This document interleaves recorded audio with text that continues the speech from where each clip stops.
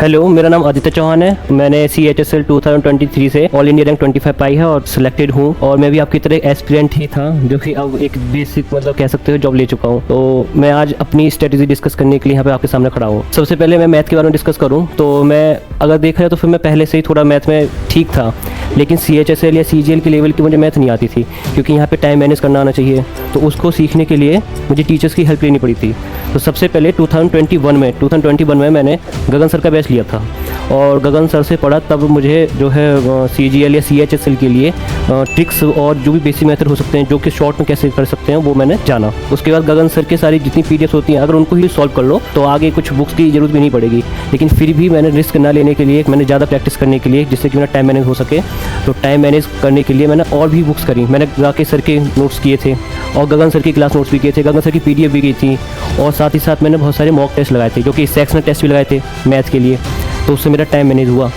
और तो बात करें इंग्लिश की, तो इंग्लिश का भी मैंने एक साथ ही लिए थे 2021 में, इंग्लिश का, मैथ का और रीजनिंग का बैच लिया था।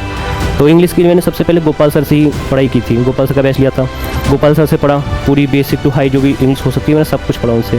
फिर उनकी भी PDF सॉल्व करी। शुरुआत में जो है इंग्लिश को सॉल्व करते हैं तो एरर नहीं मिलती है, लेकिन गोपाल सर से पढ़ के मुझे समझ में आने लगा था कि हाँ, अगर कोई मुझे बता दे कि ये एरर ऐसे है तो मैं जान जाता उसके पीछे कॉन्सेप्ट क्या है। फिर उसको जो है मुझे खुद एरर फाइंड करनी थी, तो फिर मैंने और ज़्यादा प्रैक्टिस के लिए गोपाल सर की एक्यूमेन बुक ली, और जो है किरण की बुक आती है प्रीवियस ईयर, वो भी की थी, हालांकि पूरी नहीं की थी पर की थी। और जयदीप सर का मैंने बैच लिया, जयदीप सर का बैच लिया था, उनकी मैंने PDF सॉल्व करी जो मेंस की थी। तो मेंस वाले में जयदीप सर की PDF ने बहुत हेल्प की थी, क्योंकि उनके बहुत सारे क्वेश्चन होते थे, बहुत सारी PDF देते थे वो, तो उनकी PDF से किया था। तो उतना सफिशियंट था, आराम से मेरा सारा का सारा वो क्या हो गई थी। और कॉम्प्रहेंशन की मैंने ओनली जयदीप सर से पढ़ा था मेंस की बैच से। तो मेंस की बैच में उन्होंने PQRS है, कॉम्प्रहेंशन है, इतना अच्छे से पढ़ाया हुआ है कि बाद में दिक्कत नहीं आती, कॉन्फिडेंस डेवलप हो जाता अपने अंदर से ही।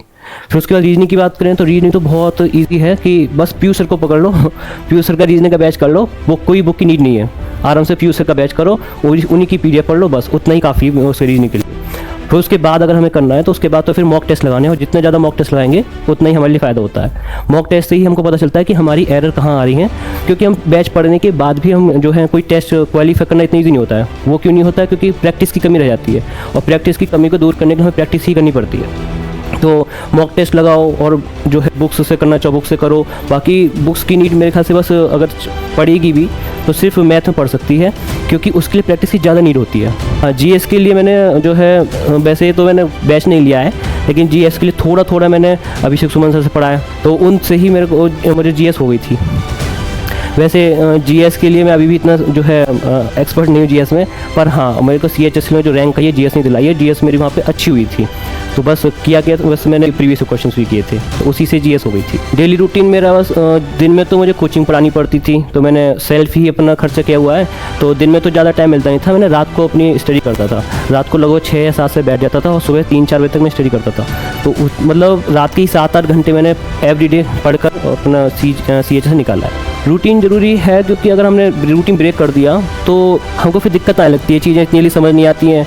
तो इसलिए रूटीन बनाना ज़रूरी है। पर डे हम पढ़ते आते हैं तो हमारे अंदर मतलब एक हैबिचुअल हो जाता है कि हमें आज पढ़ना है। अगर वो ब्रेक हो जाए वो चीज़, तो फिर हमको फिर दोबारा से समझने में, दोबारा से उस रूटीन में आने दिक्कत आती है। और रूटीन बना रहेगा तो हमको ज़्यादा रूल नहीं लेना पड़ता है, हर रोज़ थोड़ा थोड़ा पढ़ते जाते हैं, तो सारा सिलेबस भी कवर होता है। और इंग्लिश में भी नहीं आई थी, वो GS में डिफ़िकल्टी थी, क्योंकि GS का कुछ पता नहीं चलता कि कहाँ से कितना आ जाए। और फिर हम अगर करते हैं तो अगर जैसे मॉक टेस्ट लगाते हैं तो हमें दिखता है कि हमारा कौन सा सेक्शन वीक है। तो अगर मेरा क्या था कि मैं GS में वीक था, तो GS जब करता था, मैं कोई भी मॉक टेस्ट लगाता था तो GS में मुझे डिफ़िकल्टी दिखती थी, तो GS से मैं परेशान होता था। फिर GS मैंने पढ़ने के लिए बस अपनी जो किरण की GS थी उसी को बार बार रिवाइज़ किया था, और उसको रिवाइज़ किया तो उससे सारे क्वेश्चन बनने लगे थे। करंट अफेयर्स जो है अभी भी उसका भी कुछ पता नहीं होता कहाँ से आ जाए। मैसेज मेरा यही है आप सबके लिए कि अपने बस खुद के अंदर से सेल्फ डिटर्मिनेशन होना चाहिए कि हाँ, हमें ये करना है, और कंसिस्टेंसी के साथ पढ़ते रहो। अगर एक बार नहीं होता तो नेक्स्ट टाइम होगा, उस बार भी नहीं हो तो थर्ड टाइम में होगा, फिर फोर्थ में होगा। मैंने भी फर्स्ट अटैम्प्ट में नहीं निकाला है, मेरे को भी सेकंड अटैम्प्ट लगा है, तो लेकिन कंसिस्टेंसी थी मेरे अंदर, और मैं डिमोटिवेट नहीं हुआ कि मेरा फर्स्ट में नहीं हुआ तो सेकंड में होगा या नहीं होगा। तो बस लगे रहो, और एक ना एक बार में होगा, क्योंकि हम जिस भी एग्ज़ाम की तैयारी करते हैं तो हमें पता होता है कि हाँ, हम उसके लिए एलिजिबल हैं या वो हम कर पाएंगे, तभी बैठते हैं। अब पता है तो फिर हमको वो बीच में छोड़ना नहीं चाहिए। तो बस लगे रहो, अपने आप होगा, किसी न किसी अटैम्प्ट जरूर होगा, अगर सच्चे मन से करा तो होगा। बाकी सबके लिए ऑल द बेस्ट। अभी जो है जल्दी से सिलेक्शन लें और मेरी तरह यहाँ इंटरव्यू देने आए।